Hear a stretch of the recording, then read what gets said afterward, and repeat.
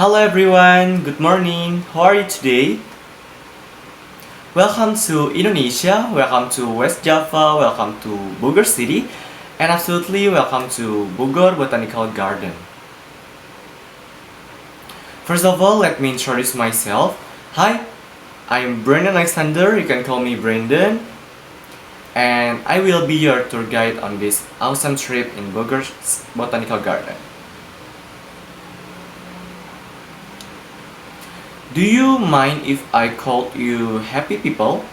Because I think we should live happily. Bogor is a small city in West Java province.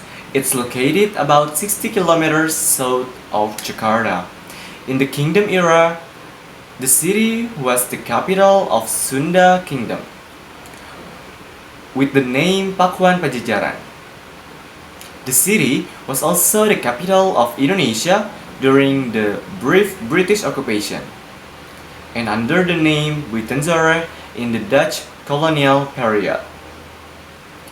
During the reign of Dutch Governor General Gustav Willem Baron van Imhoff in 1745, the city was used as a resting place. Therefore, a governor mansion was built.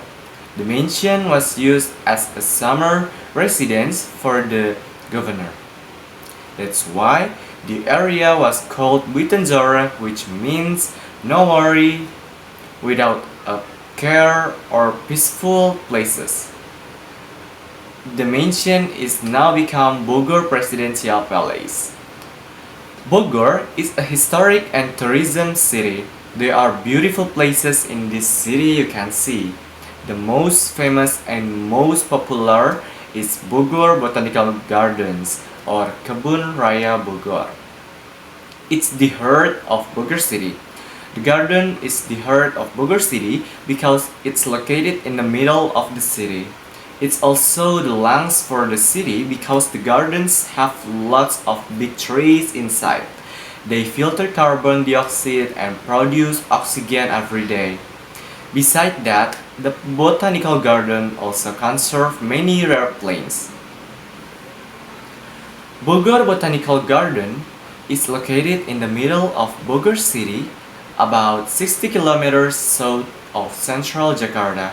It takes about 1 hour 50 minutes driving from Jakarta. The existence of a botanical garden is very important for human being. Without human, trees can still alive, but without trees, human will die.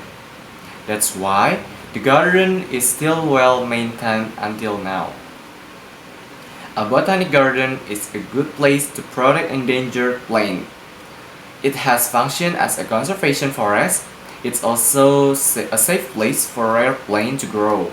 The plants can be bred and treated in order to get a specific or new plant. The Bogor Botanical Garden attracts many visitors from around the world because of the collection they have and the historic stories behind the gardens. As the oldest botanical garden in Southeast Asia, the gardens has passed various important times, such as colonial era, World War II, Napoleon War, and modern time, as absolutely right now. Officially opened by Dutch in 1817, before it was opened by Dutch, Sir Stamford Raffles, a British lieutenant, occupied Java and stayed in Buitenzorg, Dutch mansion, in short period time. Between 1811 until 1816.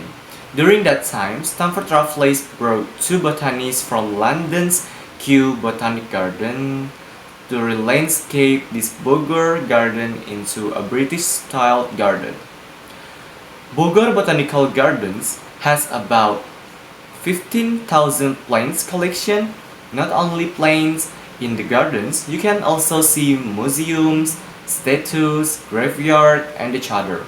Here are some beautiful things to see in the garden. Amorphophallus titanum is a treasure for Bogor Botanical Garden. with the flowering of the corpse flower in the botanical garden. It indicates that the garden successfully become a conservation place for rare plant. In its natural habitat on Sumatra Island, especially in Bengkulu and Lampung province, this flower is considered as vulnerable and almost endangered because many forests in Sumatra have been converted into agricultural lands and palm plantation. The flower is very big. It's considered the largest non-branched inflorescence flower. A bouquet consists of many flowers. It can reach 2 meters in height and 1.5 meters in width. It produces bad smell when blooming. That's why people also call it corpse flower. The flower only blooms once in a few years, so people cannot see it every day when visiting the gardens. Lady Raffles' statue was built by Sir Stamford Raffles to memorize his wife, Olivia Marianne de Venice.